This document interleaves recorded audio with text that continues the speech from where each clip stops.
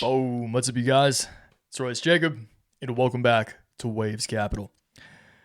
The recent fires in LA have been an absolute tragedy, and it is heartbreaking to watch what's unfolded around us. First off, before we move forward, if you have been directly impacted by the fires or even indirectly impacted by the fires, if you have family, friends, loved ones who have been displaced or lost their homes, they just know that you're in the thoughts and prayers of myself and my family. And hard times build strong people. And I can almost guarantee you that you will get through it. And times will get better because all things heal with time. So that said, thankfully, my family and I are safe. The area that we live in here in LA County has not been directly impacted. We've been worried about evacuating, but thankfully haven't had to evacuate yet, and hopefully it stays that way. And just very thankful for that. But you know, it's smoky outside. Every night we can see the glow of fire over the ridge, and just know we're here. We're all in this together, and stay strong. Okay. So that being said, this video is not about the fire specifically. This is about how the fires could potentially impact the markets. Okay, so this first article that we're looking at right now is titled "Insurance Stocks Sell Off Sharply as Potential Losses Tied to LA Wildfires Increase." And I just want to say this, you guys. The Santa Ana winds, I'm sure you've heard that. But if you haven't experienced winds that are like, 60, 70, 80 miles per hour, like we did just a few days ago, like if you feel those winds, these winds without fire are pretty scary. They're pretty gnarly, okay? If you feel these winds, you will not for a second doubt how all of this happened. Like when you feel those winds, it's like, oh yeah, like this a spark can go so far. Like if you guys have ever made a campfire or just made your own fire using tinder and stuff, you blow on it, right? And that's just, imagine 80 mile per hour blows on tinder. It just, when you feel that wind, it's crazy. It makes sense that this happened. But that said, we're not going to talk about the insurance stocks. It's pretty obvious that the insurance companies have their work cut out for them if they do it and if they do the right thing here. But I want to talk about the greater markets, okay? Obviously, insurance stocks are going to take a hit. There are certain sectors of the market, utilities, etc., that are going to take a hit. So I'm just going to slowly scroll down this right here. You guys can pause and read over it if you'd like. I'm not going to read over this. What I want to talk about, once again, is the impact that I think it could have on the greater markets. And before I read over this in my opinion, very well curated answer to this by Getliner. This is just using ChatGPT and kind of collecting it in its own way. Before I read over this, which I thought was pretty darn well said, I just want to let you guys know that, or I just want to share another take that I personally have on this fire. Okay, and I haven't seen it anywhere. I'm sure other people are thinking it. I don't think this is my individual take, but you have to realize that not only is there, 50, 60, potentially more $1 billion in damages done to structures and other damages related to this fire that are measurable. There is the fact that all of these people, once again, potentially these wealthy homeowners, okay, the Pacific Palisades, Malibu, these are some of the most exclusive places, not only in Los Angeles, but in California and in the entire world, okay? These are very well-to-do, very wealthy individuals who likely have large, high levels of exposure to the markets, whether it's through a 401k, an IRA, or through just their individual, their personal investments, okay? Their individual brokerages. So they are going to need cash, okay? Even if these insurance companies somehow, pray to God, they reimburse these people what they're deserved. Even if that happens, it's going to take a very long time. Okay, right? These people just lost their house. They're in a state of desperation. They need cash. Okay, and most people, obviously, a large sum of the majority of people's net worths are tied up in their homes. But other than that, it's your 401k, it's your investments, okay? And thank God those are liquid, right? That said, these people who are strapped for cash, who need cash now, will be looking to liquidate their 401ks, their IRAs, as everything I just alluded to. They're wanting to sell stock to get liquid because you need cash, okay? And I'm not saying that this is going to this wouldn't be enough. Just if these individuals just all sold at one time, it wouldn't be enough to tank the market or anything. But given everything that's happened, the market's super overinflated. We just got a super strong jobs report. The market just switched trend, everything we've been talking about. If you've been following along in the newsletters and the portfolio group, even just the regular videos, just how overextended the market's been, and so many of the under the surfaced arguments to be made for why the stock market should be correcting and could potentially see a true pullback in 2025. This is kind of just a smoking cherry on top. All right.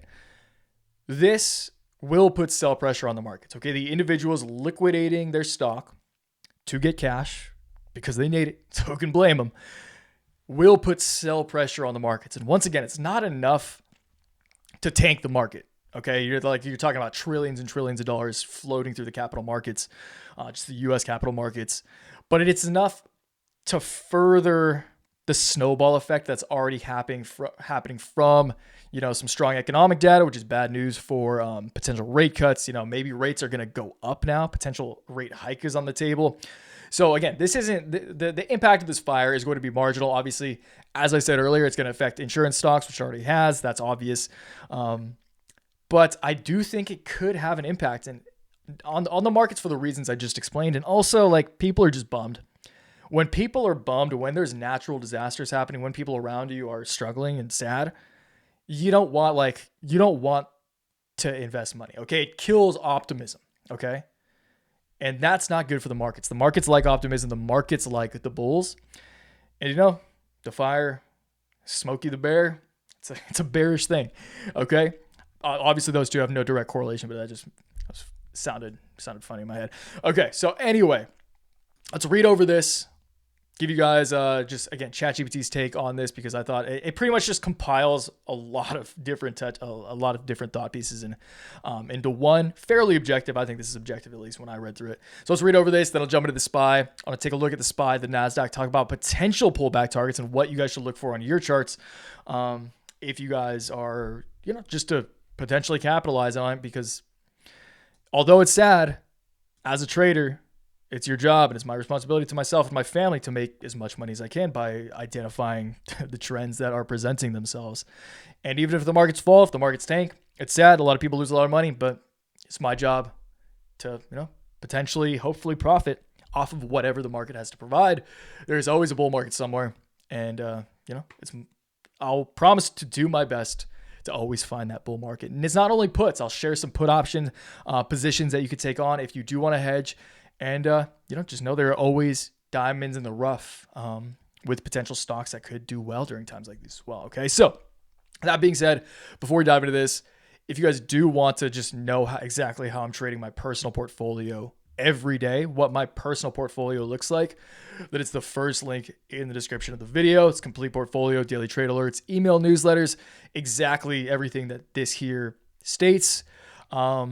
For $15 a month, $40 for every 3 months. Try it free for 7 days. I'm pulling that offer off by the end of the month. So if you want to try it, give it a shot. We've had an amazing 2024, and we've been off to a very hot start in 2025. No pun intended there, for sure. But again, you guys, our puts have absolutely printed over these past couple of days. And again, it's not as fun making money with put options as it is call options and being bullish. But that's just the nature of the game. That's the reality of the sport we play. And again, as I said earlier, it's our job to make money, regardless of the climate. Okay. So again, first link in the description if you want to trade along with us on a daily basis, learn with us, and if you want to, then welcome to the team. we look forward to having you. If not, no worries. I appreciate you watching this video. Okay, let's read through this. The recent wildfires in Los Angeles have caused significant turmoil in the stock market, particularly affecting insurance and utility stocks. Analysts have estimated that insured losses from these wildfires may reach as high as $20 billion, making it potentially the costliest disaster in California's history. Okay, so after that, again, insurance, that's obvious. I want to talk about this right here. So loss estimates and stock reactions. Recent updates from various financial analysts have indicated the loss estimates from the fires could continue to rise. JP Morgan has already doubled its prior estimate of insured losses to $20 billion, with some forecasts suggesting that the economic damage could exceed $60 billion. This uncertainty is driving a bearish sentiment amongst investors, leading to increased volatility and a downward trend in stock prices. Moreover, the ongoing wildfires leave many uncertainties regarding the overall impact on the insurance market. If the fires continue unabated, companies could even face higher losses, pressuring stocks further as the full scale of the disaster becomes clear. Utility sector impact, once again, that's pretty obvious. Like, utility is just infrastructure. If you look at, like, just, you guys have seen it on the news, but just looking around, like, the destruction that this is causing, like electric poles, like phone, like lines, pipes, gas lines, water lines, etc., is gnarly. Conclusion.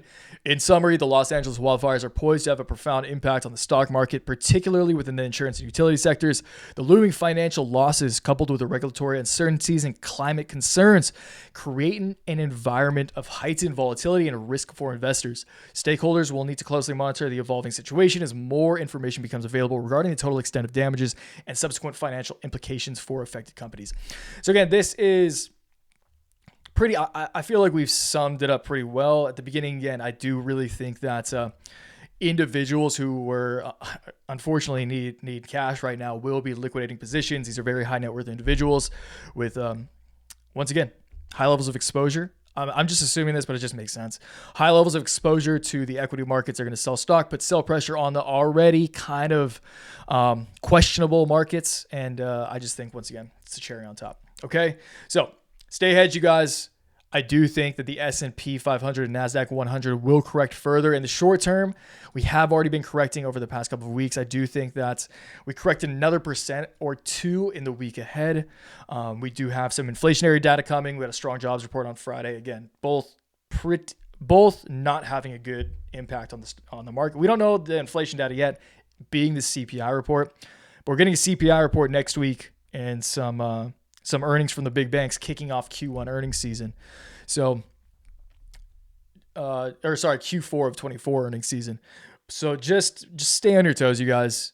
Buy some put options. Personally, I'm looking into put options. I already have put options on Apple a lot, relatively speaking, of course. But, SPXL, TQQQ, which are leveraged ETFs for the NASDAQ 100, are good things to buy put options on. And if you don't trade options, if you just trade stocks, then there is SQQQ and SPXU, which are are short ETFs. So if the S&P 500 or NASDAQ goes down, those are inversely correlated, so those go up, and you don't have to trade options. So SPXU and SQQQ are those, okay? But personally, I trade options over Waves Cap. We trade options contracts.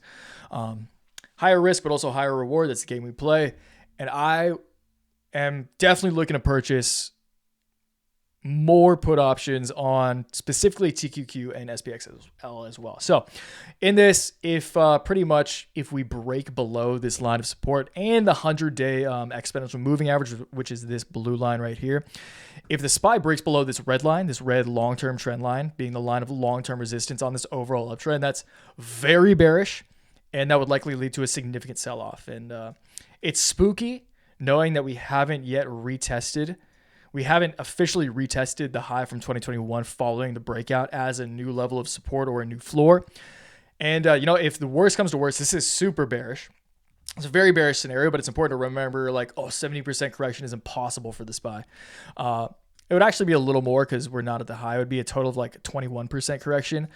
But just remember, you guys, back in, the great terrible time of 2020, we did come down within the span of not too long, within the span of a couple months, we came down 35%.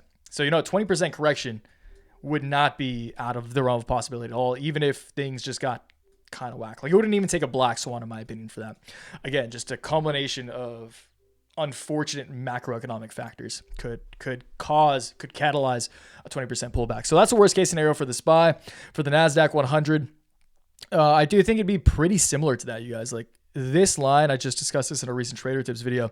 This line of broken resistance has not come back into play as new support.